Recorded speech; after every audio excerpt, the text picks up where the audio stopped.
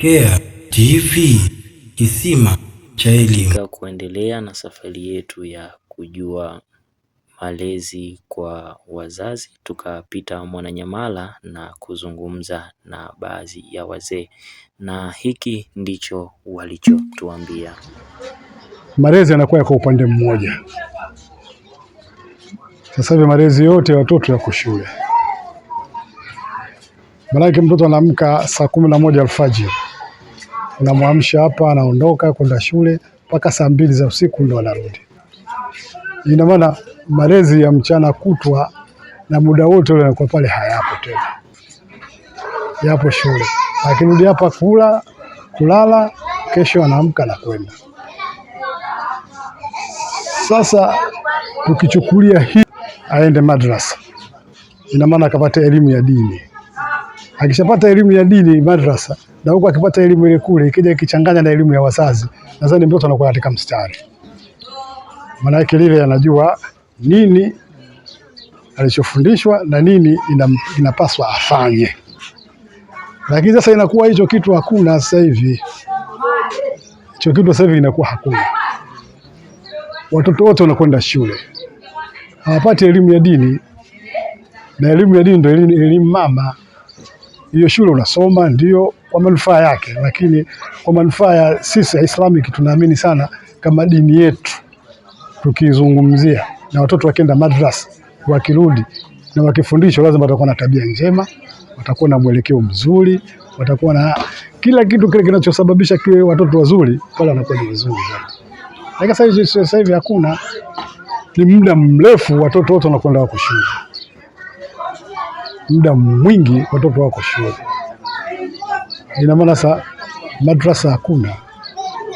Sawa, sasa kwa mazungumzo yako nilipokusikiliza, umesema changamoto ipo katika sehemu moja. Sasa nini maoni yako au nini ushauri wako au nini kifanyike ili kuondokana na haya yote? Nikikurudisha nyuma kidogo, sio mbali, nyuma kidogo tu, umeona fanangu lovai? Fanangu ina jina hii. Alikuwa kiongozi na mtawala wa nchi. Alikuwa anazungumza watoto shule mwisho saa 8 warudi nyumbani. Hamna Jumapili. Sasa hivi mpaka Jumapili watoto wanakwenda shule. Hamna sikukuu, hamna nini. Lakini watoto mwisho saa 8 warudi nyumbani. Na ilikuwa hivyo. Sasa wakisha rudi nyumbani wale, pale na maana saa 8 yuko nyumbani, akishakula saa 10 anakwenda madrasa. Anakwenda kupata elimu ya dini. Anafundishwa maadili mazuri, na akirudi na mimi tabiri lazima nimwambie enda kaswali, usivae nguo hizo, nguo unatakiwa uvae hivi.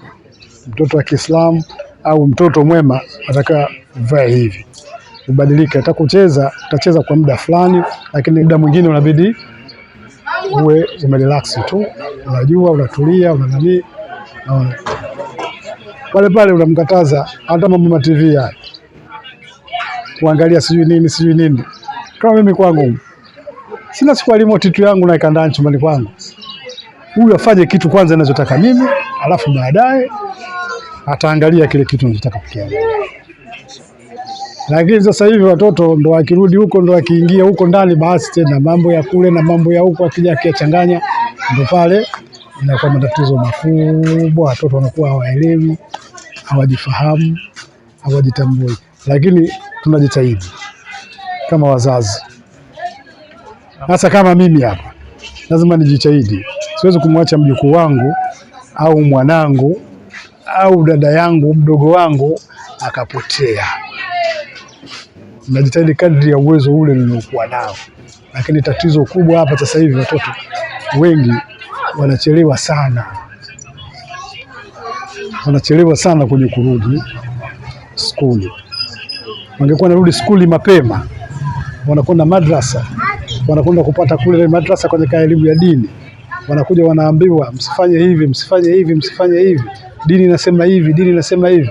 Pale inakuwa kidogo nafuu inaweza kupatikana kati ya walezi wale na walezi sisi wa nyumbani tunabakia. Nafikiri kama tulivyomsikia mzee katika maelezo yake, hii swala lazima ametupia serikali, lakini nini serikali ifanye ama nini sisi kama wazazi tufanye ili kuweza kuikomboa jamii yetu? Nafikiri kuna haja kubwa ya kukaa na kulizungumzia kwa upana hili jambo.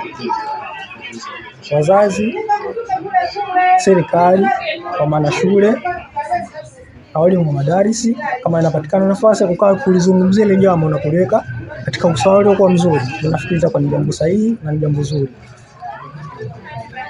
Wazazi, walimu, tunaombwa kama mzee alivyozungumza kwamba naomba nafasi inapatikana kwa watoto ili pia wao wanapata muda wa kwenda madrasa. Kwa hivyo ombi lake ni hilo.